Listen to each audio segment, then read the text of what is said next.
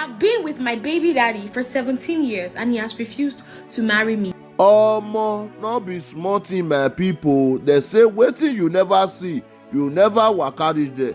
Make una hear wetin dis girl baby daddy do to am my people. Don't forget, share this video and follow this page. After 3 boys. 17 years ago, this man was deported from London. So I asked him to move into my hostel with me. Then I was still in school, since none of his family members wanted to help him. So we stayed together for 2 years, and along the line, I got pregnant with my first son. A few days after my delivery, he got a visa to America. And you know, all of those times, schools were always going on strike, so my education was quite delayed. After childbirth, I struggled to go back to school because nobody was there to help or assist me. My mom said she couldn't take care of my son because why would I get pregnant if I knew I wasn't ready? It was a terrible time. I suffered in school, but to cut the long story short, I had to drop out because I couldn't afford it anymore with my son. This is going to be the longest and the most emotional story I have ever told. From the US, he moved to Canada and he never came to check up on me and my son for a good 8 years. But the whole time, I was building houses for him. I built 7 houses. Though he was always sending the money, but I handled the supervision and accounting. And 7 is a lot of number. I never even put my name in any of those houses. A lot of people insulted me that why didn't I change any of those properties to my name? But I used to tell them that he has plans for me. Because whenever we talk, it will be like I should calm down for him to come to Nigeria. I should calm down. And he promised that we're going to go to the registry to get married. So when he got back after the 8 years, we had, and I got pregnant again before this man traveled back. It's like, this woman is very fertile. I ended up having 3 sons for him because whenever he came to Nigeria, I would get pregnant. But imagine a man you don't get to see often and you're still the one begging him for sex. And whenever you guys have this pregnancy, and he goes again for years. Fast forward to last year, he told me he was coming to Nigeria, but he went to Dubai with another girl. And his sister's daughter gave him the girl. Before this time, my sons and I have been begging him for a vacation, but this man would always say he's not ready right now. I am a lady that believes in love and one family, and that is the reason why I have been tolerating all of this. So when he came to Nigeria, after 4 days, he told me he was going to Ilorin together with his family. I mean, his siblings and his parents. I made him breakfast and I packed his bags because my supposed husband is traveling.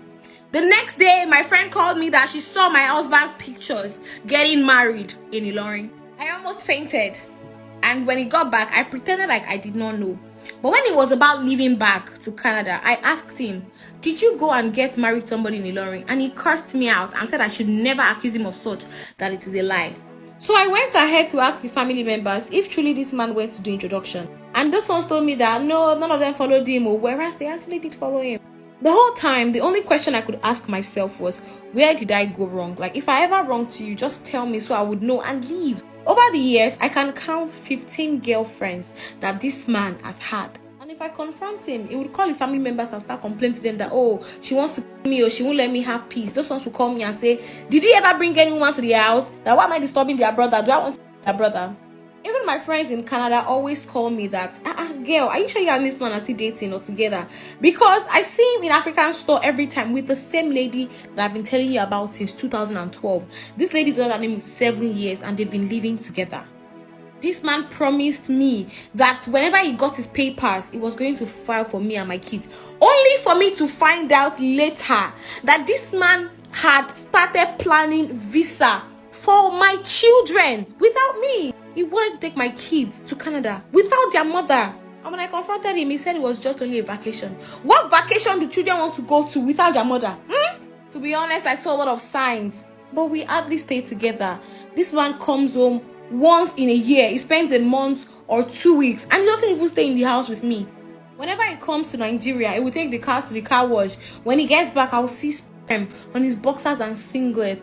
Did I mention that our kids go to a school where they pay 6 million naira for school fees? And this man bought me a Lexus of 21 million naira because he wants me to be taking his children to school with the car. He sends allowance for his kids, but he doesn't give me a dime. Stay calm, I'm getting there.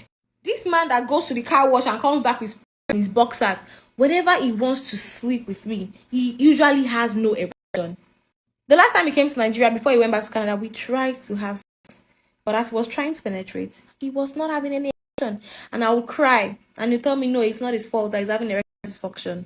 And to even think that I have never for once cheated on him for the whole 17 years, even as I was starved. And at some point, my room got burnt in the house. Only my room. All my clothes, my money, my documents, everything got burnt in the entire house. I was wearing the clothes I wore from church every day. Until a church member had to tell him that, and give her money to change her clothes now. Give her money to buy some clothes now before he transferred 100k to me. And this man knew very well that 100k could not buy the kind of clothes that I used to wear. The last time he came to Nigeria, when he saw that I was a totally different person from who he was used to, he collected all his documents from me and he got them in a safe and he locked it. Me that built 7 houses from you, you are locking documents away from me. He even sent 6 boxes of clothes for his kids. Kids that their clothes did not burn, oh. But me, I don't deserve clothes.